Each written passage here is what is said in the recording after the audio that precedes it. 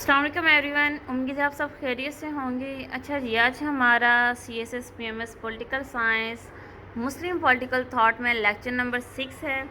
आज हम डिस्कस करने जा रहे हैं 21st सेंचुरी के बहुत ही prominent literary figure Shah Waliullah को।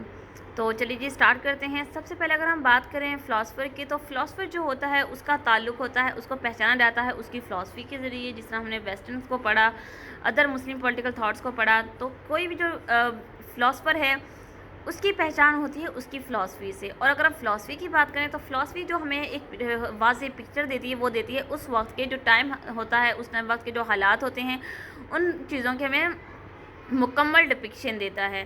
तो जो फ़िलासफ़ी होती है वो रिफ़्लेक्ट करती है और हमें उस वक्त के जो जितने भी तस्वुरात हैं उनके बारे में एक हमें नॉलेज देती है। जिस तरह अगर हम शाह वलीउल्लाह की बात करें तो शाह वलीउल्लाह की जो राइटिंग्स हैं या फिर इनकी जो फ़िलासफ़ी, उस पर फ्रेंच रेवोल्यूशन का बहुत ज़्यादा इफ़ेक्ट रहा है, क्योंकि वो जो टाइम था वो फ्रेंच रेवोल्यूशन का टाइम था। इसके अलावा जो इनकी वजह शहरत की है और इनकी सबसे बहुत ज़्यादा फ़ेमस बुक है वो हज्जतुल बालिगा है। अगर हम बात करें शाह वलीउल्लाह के टाइम की, जो शाह वलीउल्लाह का टाइम था बेसिकली वो टाइम था मुग़ल एम्परर के डिक्लाइन का टाइम था, क्योंकि जब जहांगीर की डेथ होती है 1707 के अंदर, तो क्या होता है वहाँ उसके बाद मुग़ल फैमिली का डिक्लाइन स्टार्ट हो जाता है, क्योंकि जो ग्रेट मुगल्स थे वो ख़त्म हो जाते हैं और जो बाद के मुगल्स थे वो अयाशी में बढ़ के अपनी स्टेट को, अपनी सल्तनत को बिल्कुल तबाह कर देते हैं। तो शाह वलीउल्लाह ने इन तमाम चीज़ों को देखा और वो आई विटनेस रहे हैं मुग़ल डिक्लाइन के। और फिर कहा जाता है कि जो वो टाइम था वो मुस्लिम रिफॉर्मर्स के लिए बहुत टफ टाइम था, क्योंकि उधर मुग़ल एम्पायर का डिक्लाइन हो रहा था और उधर ज़ाहिर मामला तो बिगड़ रहे थे और जो अदर रिलीजियंस थे वो बहुत ज़्यादा डोमिनेंट हो गए थे और वो अपना इन्फ्लुएंस बढ़ा रहे थे मुस्लिम्स के ऊपर। तो क्या करते हैं, सबसे पहले शाह वली ने जब देखा कि मुसलम अब जो मुग़ल हैं वो तो तबाही की तरफ जा रहे हैं, क्योंकि जहांगीर की डेथ हो गई और जहांगीर ने इस्लाम के लिए बहुत ज़्यादा एफ़र्ट्स किए हैं, तो क्या करते हैं शाह वली ख़त लिखते हैं अहमद शाह अब्दाली को कि जो मरहटे हैं उन्होंने मुसलमानों पे अपने उनकी दीन की, उनकी मज़हब की जो जो राहें हैं वो तंग कर दी हैं, तो इनके लिए कुछ किया जाए। तो मरहटास के ख़िलाफ़ अहमद शाह अब्दाली को ख़त लिखने वाली प्रोमिनेंट पर्सनैलिटी थी शाह वलीउल्लाह।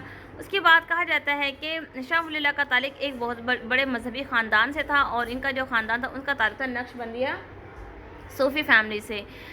सबसे पहले अगर हम बात करें शाह वलीउल्लाह की थॉट्स की, तो वो हमेशा बात करते थे यूनिटी की, वो डेवलप करते थे भाईचारे को।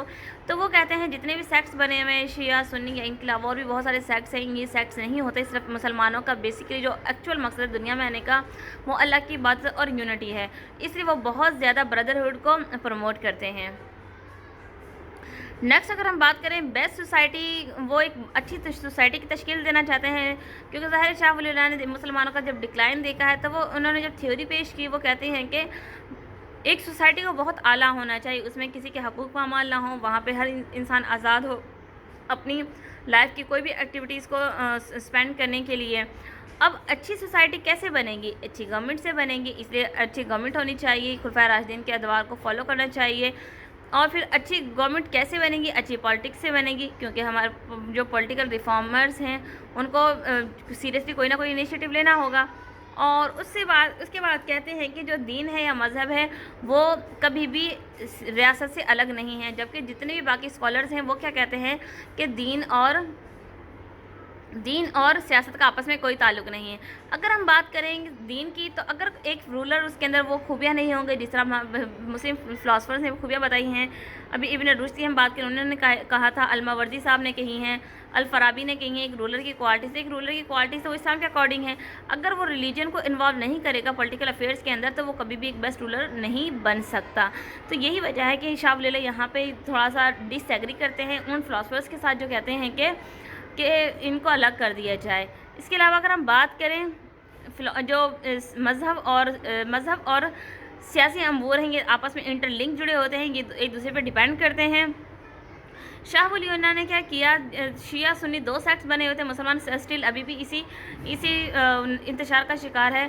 तो उन्होंने क्या किया था, मुस्लिम उम्मत को एक जगह पे इकट्ठा किया और उनमें यूनिटी कायम करने की कोशिश की और फिर एक तश्कील दी मॉडर्न इस्लाम की। अगर हम बात करें शाह वलीउल्लाह की, तो शाह वलीउल्लाह जो थे वो सर सैयद अहमद ख़ान को कुछ खास पसंद नहीं करते थे, क्योंकि वो हमेशा एक बात करते थे, वो कहते थे कि ان مسلمانوں کو ماڈرن ایجوکیشن حاصل کرنی چاہیے، اور شاہ ولی اللہ کا یہ ماننا تھا کہ انسانوں کو اللہ کی بندگی کرنی چاہیے اور ان سب فضولیت سے دور رہنا چاہیے. تو یہی وجہ تھی ان کے درمیان اختلاف پایا جاتا ہے. تو ڈیئر اسٹوڈنٹس، یہ تھا ہمارا آج کا video lecture about Muslim political thought Shah Waliullah. انشاءاللہ ملیں گے نئے ویڈیو لیکچر میں نئے ٹاپک سے. تب تک اپنا خیال رکھیے گا. جزاک اللہ. اللہ حافظ.